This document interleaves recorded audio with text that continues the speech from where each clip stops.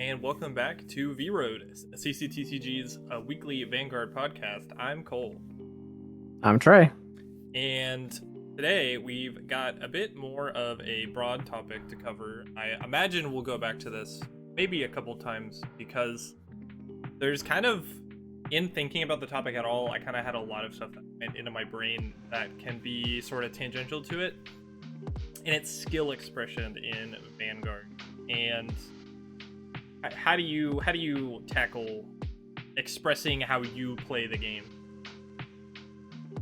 Well, I mean, there's a lot that goes into it. The biggest component that I think about Vanguard is luck is a skill, and it's so funny to hear when people hear that, I should say, because in Vanguard we have our drive and damage checks. Like, that is the biggest luck factor of any card game, really.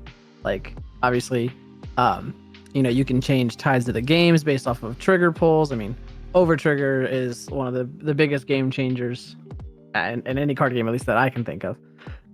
So skill is also an ability of just pulling those cards. So I think that's the big first one. Obviously, after that, there's a lot of it coming down to variance in play of how you play your deck style and based off a matchup. But there's a lot to go in there. So we'll keep going forward and get to that when we get there. Yeah. What is it? There was a recent, I think he's like a Shadowverse commentator, Red Zone Rogue. I think that's what he is. I could be wrong. But he made a video recently about how he thinks the thing he likes the most about Vanguard is actually like drive checks and stuff. And I always find that so cool when that's like the thing that people like about the game. And it talking about it always just sounds like it's such a either like a uncontrollable comeback mechanic or something you can't think it makes the game illegitimate in any sense. But I think, to me, if Vanguard was had the rules it does now but without triggers in it, games will just last like a lot longer. Or just at least imagine triggers, but they just have a lot of shield, but they don't do anything crazy, drive check them or whatever. And drive and damage checks drive checks aren't a thing, but you just have these things that happen every field. I think that'd be very boring. And I think what they do is they can either elongate a game quite a bit or speed it up quite a bit, depending on how many crits you check or whatever. So I think that's a really good one to start with. And what I kind of want to hone in on as far as being a skill is the innate advantage of Grant Gate as a nation. All of them are use set orders, and a lot of them, I can think of Gravidia and Orphis, and there's probably Ashterm, a lot of the ones that just try to tutor out a bunch of set orders out of your deck and either put them in the order zone or put them in the drop zone or put them in your hand or do whatever. And that means that every single Brant Gate deck has a unique amount of compression in it, where it's just checking triggers way more often than other nations, in my opinion. And that's also why checking the Brant Gate over trigger feels like it happens so much more often than in any other nation, because it has this huge compression element to baked into its. Yeah, I mean, between Welstra, Archite, there's so many Brant Gate decks that are specifically about filtering. Edoglama is a Brant Gate one that's not ran very much, but it's when it's placed, it just checks top 5 and puts all of the orders from the deck. So you're deck thinning quite a bit in most of these decks for about it. It also very much so helps that Brant Gate does have the best over trigger in the game, just innately. So it does feel like it's pulled more often. There's maybe a little bit of math behind that to being true, but also I think it's the most memorable when you get it pulled on you. You're like, okay, well, the turn that I went to maybe taking 1 or 2 damage, I just took 6. So now I'm dead. So it's kind of up there, but a lot of deck filtering out. You get to pull pieces from everything. So quite nice for Brant Gate. Yeah. And that is just to illustrate I think the best in how luck is a skill in it's this topic is like really hard to quantify and like say in the simplest terms, but I think if I could just illustrate it with like what these decks do and how you might play them, would probably be the best. So staying with Orphis, you know, obviously the ranked deck I have the most knowledge of and history with. We have a grade 2 that when he's placed, you can check the top 7 cards. You can ditch 2 set orders from that top 7 to your drop zone, and then shuffle your deck. And then when he attacks, you can retire him to get a set order from your drop to your hand. That's all great. But the first skill is so important for the pace of that deck, and a skill like that in general, like what is it? Gravidia's like grade 1 or 2 in its ride line will like do the same thing. Like it'll check the top 7. Mm-hmm. You can grab, I think it's like any number of meteors from that. I think it's 7. all meteors. Yeah, and they like all go to your hand. I think like that kind of a skill just comes up a lot in break. Like Archite, like you mentioned earlier, I completely forgot about her. But yeah, like Archite, she's also checking the top 7, right? Does she? Top 7, 1 to hand, 1 drop.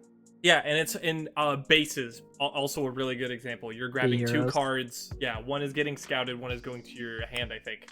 And like it's one up to 1 to hand and as many into base. Oh, okay. Yeah, but it's always like checking top 7 and getting 2 things. Or, you know, checking top 7 in general, which just isn't, nations get too much. And while Stoicheia is unequivocally like the normal order nation, and now Blitz Order Nation, I guess, Brankgate has always exemplified the fact that like you're deck filtering a ton, and when you play against a Brankgate deck, depending on what it is, obviously, you should always expect them to check for triggers. Like it can't be considered trigger sacking at that point when you get as late into the game as you have, and you've seen your opponent filter so many set orders out of their deck as they have, and you've seen very few triggers. Maybe they're drawing into that, can happen, of course, but then there's also that thing of like, oh, now they have a lot of shield, and you know, like it all plays off of each other. Yeah, I mean, when it comes to like Brankgate, obviously yes, the later the game, the more difficult it's going to be. You know, that over trigger is always looming no matter what. You know, keeping track of triggers is another skill of the game. We'll get into that, but when you continuously are filtering cards, which obviously it's impossible to filter out 34 cards of a deck. Like that's not going to happen. There's not always going to be 16 cards in the deck, but you know, for the most part, you may say I'm filtering out 20 cards of the deck, and here and there's a trigger maybe once or twice. So you gotta kind of realize that the deck is really pretty much 50-50 in most Brankgate decks that are filtering proper to be a trigger. Like, you know, pretty even odds. Sometimes, you know, you may have like 20 cards left, 10 triggers. You know, crazy things happen on damage checks and drive checks all the way up until grade 3 and onward. So, you know, there's still chances, but again, that luck comes where if you do have the deck down to 12 triggers and 30 cards total, you know, you still have to pull those triggers. Even though you've already filtered, you still have to have the luck to be able to pull those, which sometimes it's on your side, sometimes it isn't. So you just have to, you know, understand that things happen. That's part of the game. And, you know, some people have better luck than most and some people don't. But there's typically ways to play around it either way. Yeah, and I think what's even more important than that is it's not even that it like checking triggers is something that happens. It's not even that it happens.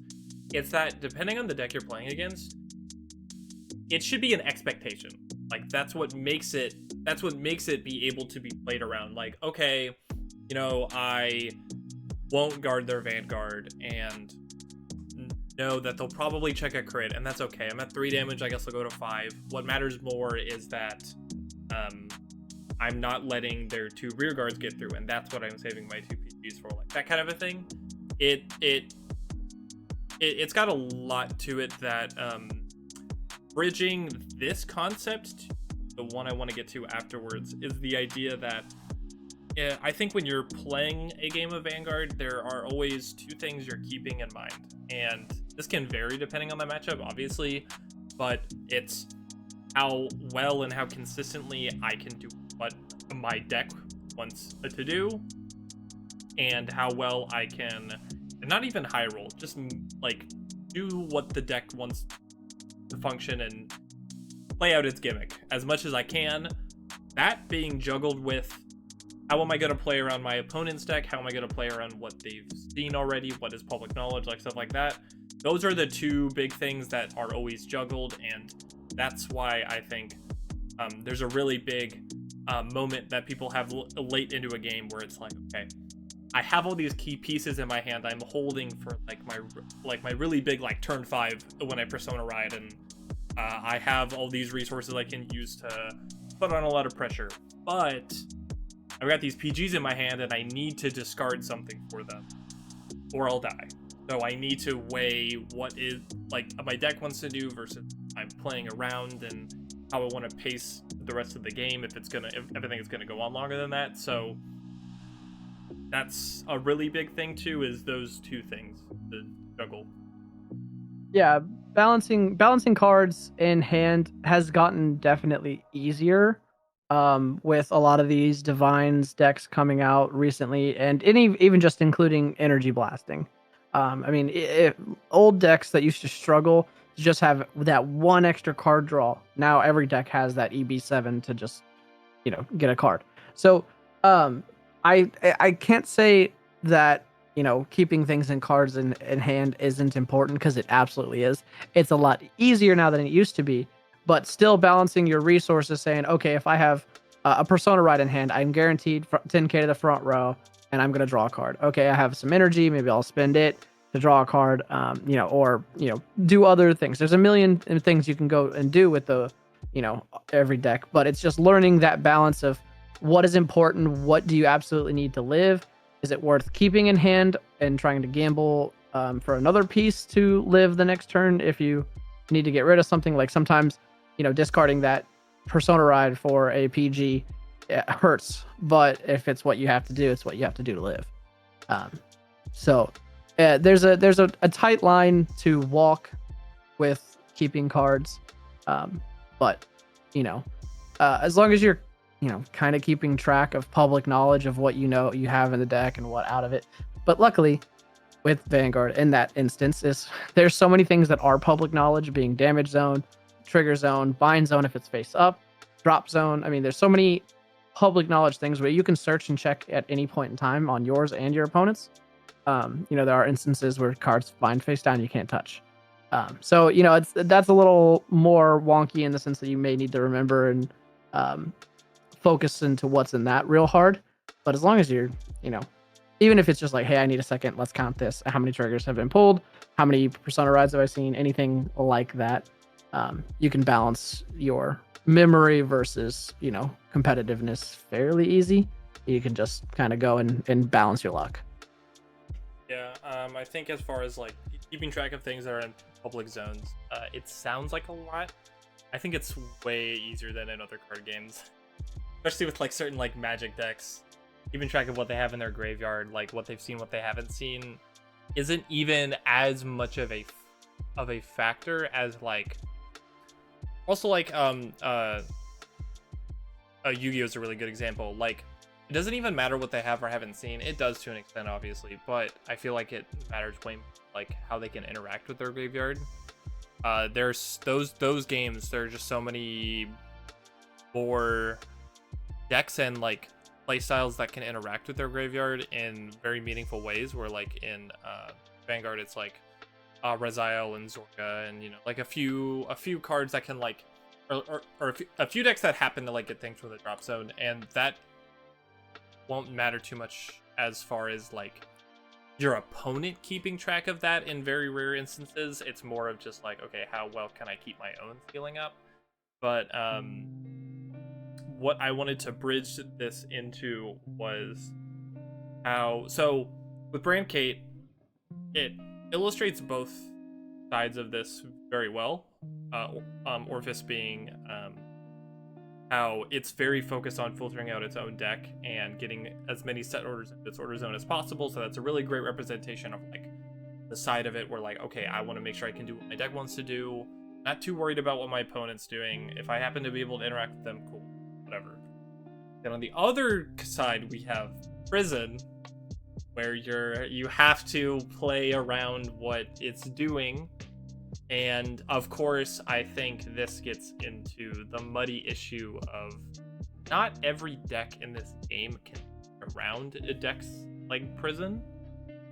And that's very important to keep in mind when it comes to these decks. Because while I'm not saying they're like, they shouldn't be in the... I'll never say they shouldn't be in the game, but I don't know. As much as there is skill expression in this game, I feel like there are some matchups where you're not like fated to fail against them, but you're so much more uphill than I think you might be in other card games. But I think every card game has like... Yeah, I mean, Prison is kind of an outlier in our game in reality because it is the most disruptive, I think, in pure terms, in the sense that it affects just about every zone except for damage. It pulls from hand, it pulls from deck, it pulls from soul, it pulls from drop to imprison things. So it's very annoying. Sometimes plays into your advantage, like if you're playing Ava and you're calling your obscurities out from the prison, they activate. Like it's there are certain decks that have better matchups, and there are certain decks that have awful matchups. Like Aurora's kind of not a great one because you already are using a lot of like your soul and your not necessarily counterblasting a whole bunch. In newer iterations you can. So you're already using a lot of your own resources, and you kind of struggle to recuperate those resources. So spending them to get things out of the prison is kind of tough, at least in my opinion. So Prison is an outlier. Obviously, there's things like Shiranui that's very annoying because it will disrupt your board and do a lot of damage to it. I mean, you may have a full board one moment and then leave with like one rear card, and you're like, what the heck just happened? But there are a lot of decks that can kind of do that same thing. In Diva, all sorts of retire ability decks or bind or multi-attacking decks that just say, hey, I'm gonna disrupt a lot here. But Prison's kind of that extreme in my opinion. Yeah, against the decks that really can't spare a single force, especially in the early game, it's very hard to slow this deck down enough to where the grade 4 turn isn't overwhelming if they haven't already set up the tempo of the game. Maybe they like check the crit on turn, like you're already at like 3 or 4 damage by the time they get there, and they have enough in Prison to make their columns quite big. But I have played this deck enough to know that there are enough decks, especially in the current meta, where they just aren't pushed back too far by having to get rear guards out of the prison, and it even almost just freedom helps them more than it would hinder them. Like, yeah, they're spending some resources to get them out, but some decks just have those resource engines that aren't demanding in the slightest. So it's not to say that you're not exactly playing around it by having to think about the resources they're spending, but there is just a fine matchup. And I think even in decks like those where they do have a good matchup against Prison, as far as their resources go, they still have to think about it differently. Like, you almost don't want to guard early against this deck because of the irrelevant cards now that imprison stuff from the drop zone. And sometimes I've noticed that there have been games where I'm on like turn 3 and like I went first, and I can't get to 5 cards in prison to be able to restand the new grade 2 from set 2 because they don't have anything in their drop. Like, they have like they either haven't guarded or I haven't had a good early game, or because with those grade 2s, if they imprison something from the drop, you get to EB3 and draw a card, which is also very important. But yeah, it's if you haven't played against this deck, just either pick it up to be the guy in the group that has it, or find somebody who doesn't play it and just it's people might hate you for a little bit, but it's worth the social experiment of figuring out how to play around a deck like that. Well, I mean, even not even yes, social experiment is right, but also to improve as a player, it does help you a lot because yes, that deck, like I said, is an extreme, but if that's the extreme and you can learn how to play around it fairly well, it'll set you up better in a lot of instances. Obviously, like Cole was saying, where you don't guard with cards to not just take damage, let them not have cards and drop. Sometimes you may want to have cards and drop that you can be able to call back like two of them with a resource. Like you keep a different, more important key piece in hand, discard it, but know you're still going to recuperate it from the prison later. So learning that balance of, okay, where I'm able to spend resources to guard attacks so that I'm not at 4 damage going into grade 3, but also not letting you get too far into what you need, and just that work balance. You just gotta play it and test it 100 different ways, see what you like, and you'll improve your game just from trying different things. Sometimes it might feel awkward and it might feel gross to start, but sometimes they have really good outcomes and sometimes they don't. But you'll never know if you don't try. So yeah, I think there's always an adverse. I think what people love the most about this game is the game actions your deck takes to do the first side of this like 2-part bubble that is skill expression in this game, whereas like doing what your deck wants to do and making sure that you can always do it every game, and that is very hard to do against this deck. And also, like you said, like a Shiranui or even like a Messiah now, because it can lock multiple things and bind them and all that, but it's harder to do that first part of the bubble against like these, and I think that can have a really like adverse reaction to players who aren't used to that, especially if they're like still learning how to optimize what their deck can do and they're like playtesting with it or whatever. So like any matchup in this game where you're almost like putting a gun up to your opponent's head and saying you have to play around me or else I will kill you, like that is a really cool space for a deck to be in.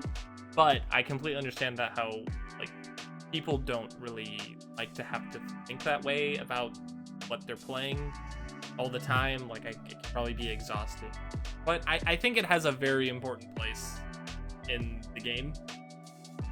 So I mean, yeah, I would say replaying decks over and over, like obviously you learn how to kind of counteract different situations, or you learn a guarding order of something like Blagmire, where it has its Zamoogs that have crit and power on them, which is very annoying for EB3. So it's very good. You kind of learn, okay, where can you take the damage, where do you guard.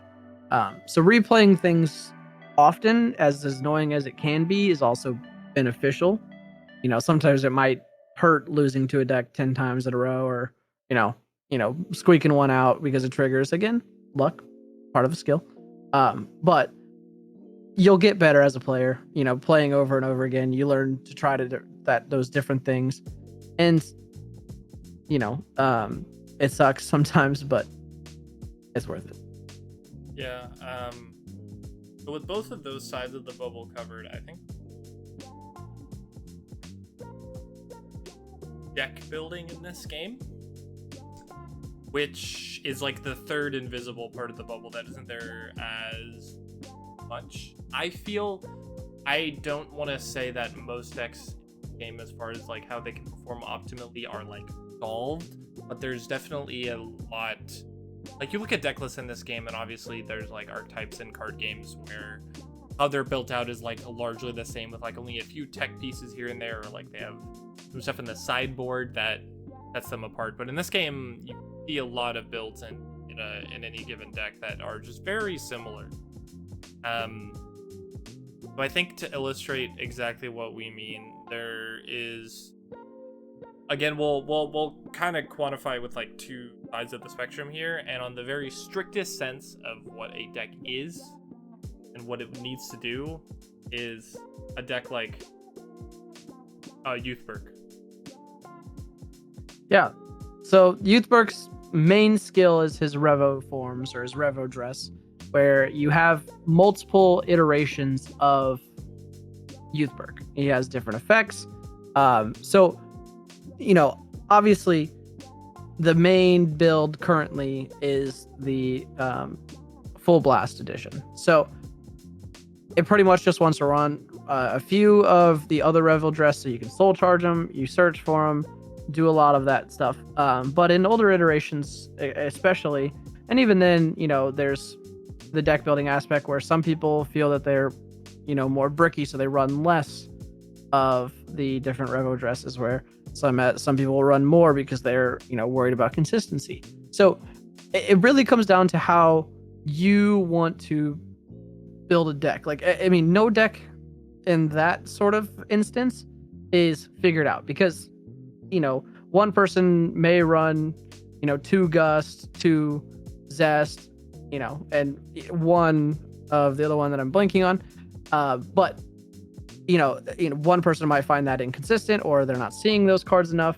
So in our game, we do have that lovely ability of what 16 cards of your deck are going to be, typically kind of 20 if you're including triggers and PGs. So you have 30 cards to play with. 3 of those are likely going to be your Persona rides, unless you're, Barrow Magnus and you just don't want to run them, or, don't want to run Persona rides for some odd reason. You have that ability. But a lot of the time you're going to run those. So about 23 cards of your deck are kind of figured out. From there, obviously, you have your core cards that are just very good. But in Youthberg, there are a lot of iterations and a lot of support cards that you can run specifically to benefit your Revo dressing. Old Youthberg, I think, has a lot more variety than Full Blast, but there's still options everywhere. Yeah, I remember back when I played a Full Blast at the beginning of it was 3 Persona rides, 4 Full Blast. I want to say 2 Tempest, 2 Gust, and 1 Zest, I think is how I did it.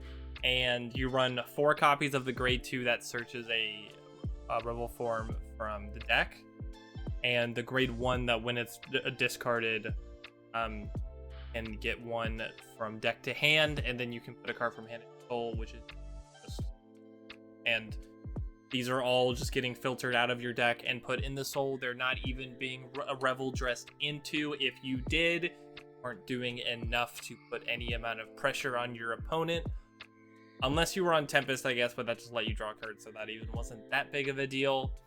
But then when you were on Full Blast, you hit the ceiling, and you were just giving your front row like 25 on like a Persona right turn or whatever, I think. Yeah. And he gives himself a crit. He's got like 2 drive checks. Like, it's like a huge 4th attack on a Vanguard that just does so much and makes your column so huge. And like, the deck became something that if it wasn't this, it wasn't the best build of the deck. It had a best build.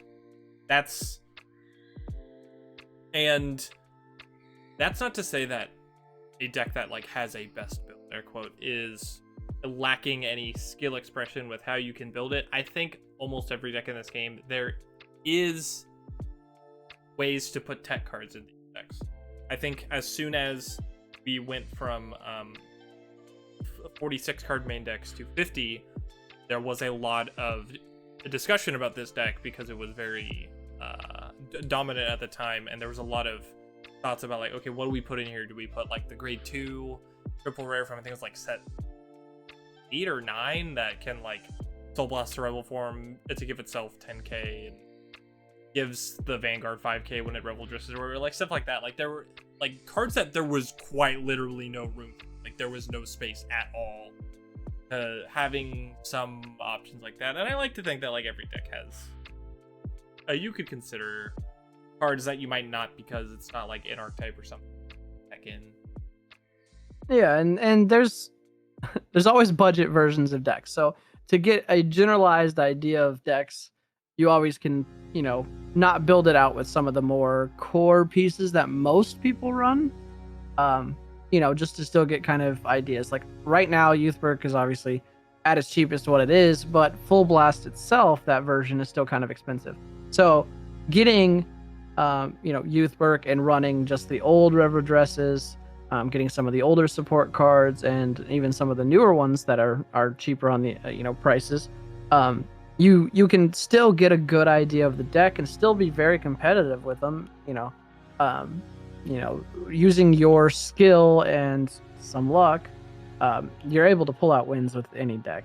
Any given Sunday, in reality, you can pull out wins. But having a deck that's quote unquote figured out, there's always room for pieces, and it more comes down to what you want the playstyle to be like.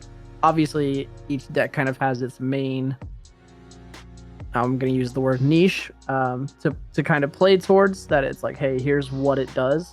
So you play around that, but how you want to support that playstyle, there's a lot of variety to that.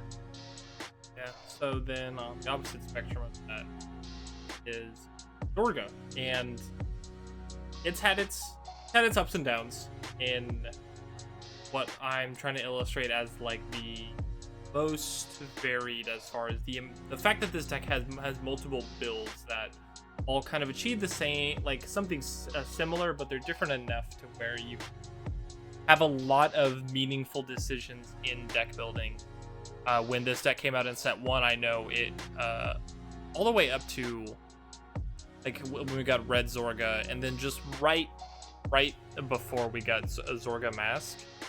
This deck had a lot of variance in how it was built. There were people who valued different aspects of what it could do, like how you could make your orders cheaper with like Hendrina and Headhunter, or if you wanted to focus more on like raising your ceiling with like the Shark and like RPD, or running more than maybe other builds would, and stuff like that. And the amount of orders you ran and what those orders were, you had so many options, and you could change it up and just try it out so much. And then in Mask, it got kind of tight, all the Mask stuff you had to run. And then Divines were back in a nice little state where, from what I hear, pretty varied. Yeah, I mean, having the innate two different Zorgas. Back then we had Red and Blue Zorga. One focused more on recuperating orders, one more focused on recuperating board. So they had very different play styles, which helps there as well. Obviously, both had the same innate skill of alchemagicking, so you still got to combine the two orders into one and play one order essentially a turn, but having the benefit of two cards. And including, with Mask, obviously you were a little bit more deck locked, but Nadir really allows every sort of play style. You don't counterblast a whole lot in the deck. You're energy blasting more than anything in the deck. If you're using Impending Karmas, obviously you still have RPDs that are just kind of free. And then even just those two cards alone, some people are running 2 RPDs, 4 Karmas. Some people are running 3 Karmas, 3 RPDs. There's any any spectrum of them. Some people are running 8 of 4 of each of those. So it's a very varied deck, and it's more just about the consistency. The biggest difference with Zorga is it has the benefit of being a Stoicheia deck, where there are so many good non-name locked orders that you can throw in, and at any situation, have a completely different sort of style of play. Nectar of Sensationalism gives a bunch of power based off the amount of cards you have, and a critical if you have 15 or more cards in drop. Spiritual Body Condensation, or In the Dim Darkness Frozen Resentment, you're soul blasting a card to essentially call one from drop. There's a couple of different steps there, but there's so many variations of orders that you can play. You can get extra drives. You can draw a bunch of cards from some of them. You can call from deck. You can call from drop. There's so many instances of things of how you want to play it. You can gear the deck towards. It's probably the most creative deck that we have in the game, I would think. Specifically because you have about 12 order slots in the deck that you typically run, like 10 to 12. And you could run a completely different package. We could run the same core of the deck and have, 2 completely different order packages. Yeah, it's always nice to see decks that feel like they are figured out, at least in like what they want to do, but not so much figured out in like how they want to get there. I don't think there's enough decks like that in the current meta, nearly as much as there used to be. I remember back in like, oh man, I think it was like set 4. I think I feel like I remember there were instances like grade 3 Bastion and grade 4 Bastion were like different builds. It was something like that. Like there was a grade 4 deck that people would still play the grade 3 version instead. And, there was a variance in that. And then I think over time that evolved into like, do you still play Mahar Nirvana because it has like bigger numbers and can deal damage, or to try crossover tests and try to do something now? Like there are like air quote builds and like general mechanics that can be done differently within decks, and that's kind of always been something that Vanguard's had, even back with clans. But I think a deck that like falls like very clean in the middle here is if I can find Thegria. And the reason I say Thegria is I've noticed that the more, like, of course it's like a Keter Sanctuary deck, so like you can throw a bunch of stuff in it, pretty decent. But what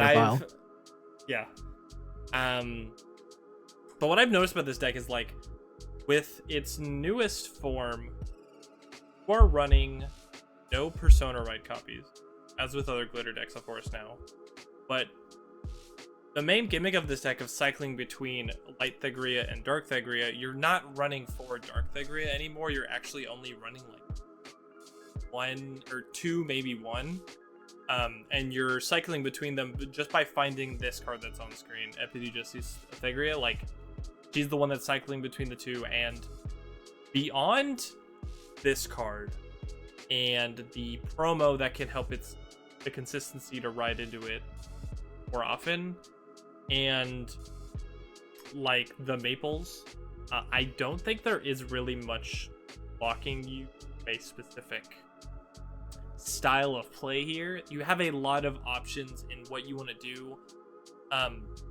There is a lot of support for this deck, but what I've noticed over time is like the grade 3 set order that gives you 15k when you Persona Ride and draw 2 cards instead of 10k and drawing 1 card is good. Very good. It's great if you can find that early enough, number 1, and the power gain and the card draw it has is meaningful enough, number 2, which sounds weird. Like 30k to the front row if you Persona Ride twice in this deck, and drawing 4 cards is never bad. That you can't say any that can do that is bad, but you can get really close to deck out, and the amount of power you're gaining is so inconsequential that your opponent's just gonna no guard it anyway, depending on like what deck they're playing and like how much hand they have to spare for large numbers versus medium-sized numbers and stuff like that. So it's weird. It has solved parts of it. Like I think a lot of decks tend to sometimes beyond just like their Persona Rides and their PDs and stuff.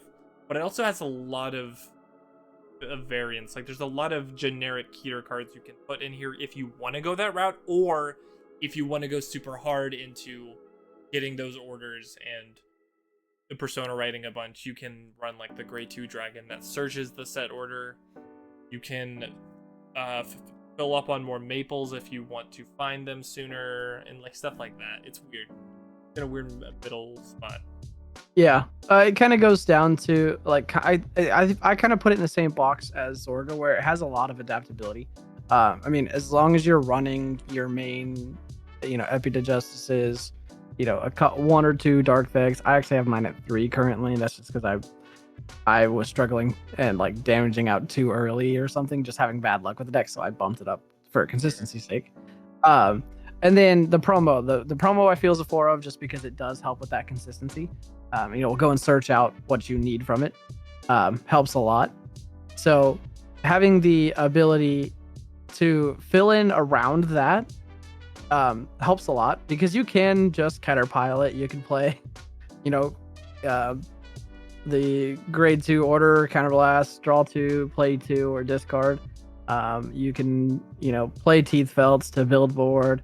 You can run Maples to call, which, is pretty typical, just because they also have good Thegria effects. So they feel less needed than they used to, the Thegria, like the Maple effects, grade 2 and grade 1. But it does have a lot of open slots for you to be able to play with it, especially if you're not running the order. You don't really have to run the grade 2 dragon.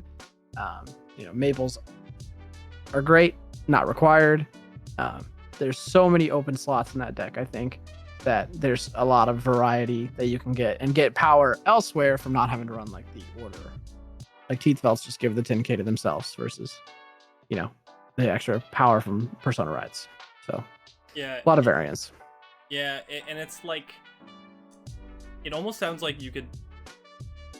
It's weird because it's got a lot of open slots, but it has nowhere near as many as, this is a very this isn't a great example, but I think you know what I mean. Like if you talk about like Rezael, like that deck is like, air quote, solved, if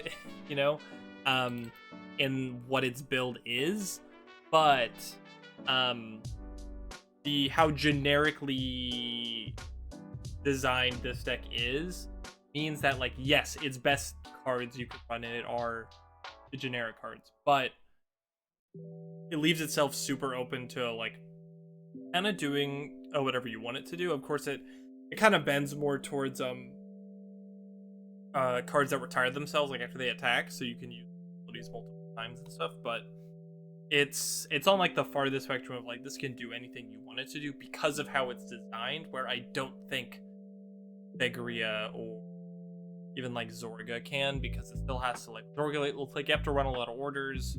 With Thegria, like you have to run the other forms of Thegria in it, as like with other glitter decks do. They're all very piece reliant in some regard. Mm-hmm.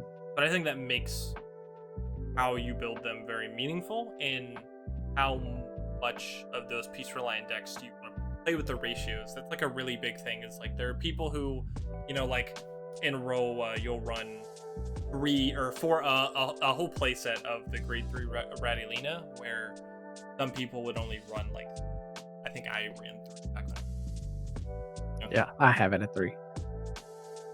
Also like the Ava's very piece reliant, and you could run 4 grade 2 Obscurades. People probably just do, but I think I ran it at 3 and it felt fun. And a lot of people are running it at 2 now. Really? Okay. Because the deck does so much specific searching for Obscuries in its own right. You pretty much just search for one and call it. And with Poison in Paradise, you are just calling from deck or drop. So you just, as soon as you see one grade 2 and you're like, hey, I want to try to kill their front row, okay, you call it from drop. Or hey, I'm going to search for the deck for. I mean, you're using them to guard from board all the time, so you're always going to have them in drops. You always have them available. Obviously, if you damage out 2 of them, it kind of hurts, but also your main focus is the grade 3 anyways. So you're going to run that at 4 of, but the grade 2 is up in the air. Yeah, I think that'll do it for general like deck building discussion as far as skill expression goes. And I feel we'll definitely come back to this topic. I don't think I got through like nearly as many things as I had on my brain when I thought of this, but that's a good thing. There's more stuff coming. But before we wrap up here, do you have anything on your mind about that? Obviously, there are going back to the whole kind of a little bit back to the decks being figured out. nothing is figured out. If you have an idea of what something needs or what you want to do with the deck, give it a try. I mean, sometimes it might not be the best thing, but if you're enjoying it and you like the way a playstyle has or does, then go for it. I mean, obviously there are a lot of decks that run a lot of one-ofs like Chaos or Petrolka. There are Safari Highlander decks. Like there are different things you can do. But I mean, if you want to throw in a card or two in a deck, just try it. I mean, there's nothing that's gonna hurt you. I mean, you may lose some games because you don't have something, but the moment that card hits, it's gonna feel real good. So, um, you know, enjoy the game. Don't net deck unless you have to. If you want to get an idea of a base level of where the deck is at, obviously do that, but don't be afraid to get out of the norm.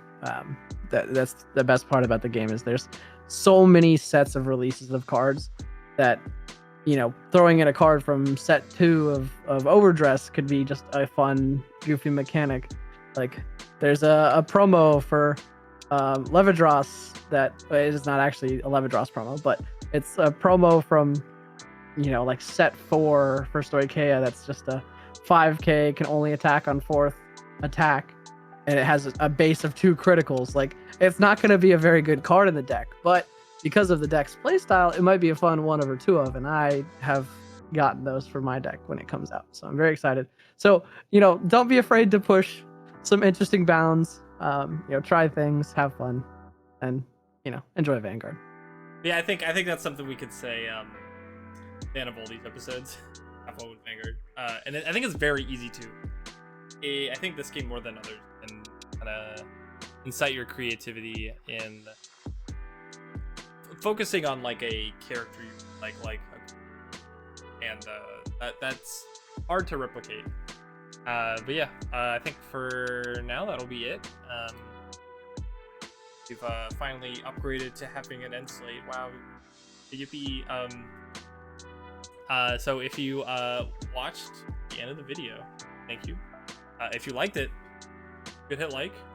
If you're not subscribed for whatever reason, no shade, but please do if you like it, or if you've been here a couple times at least.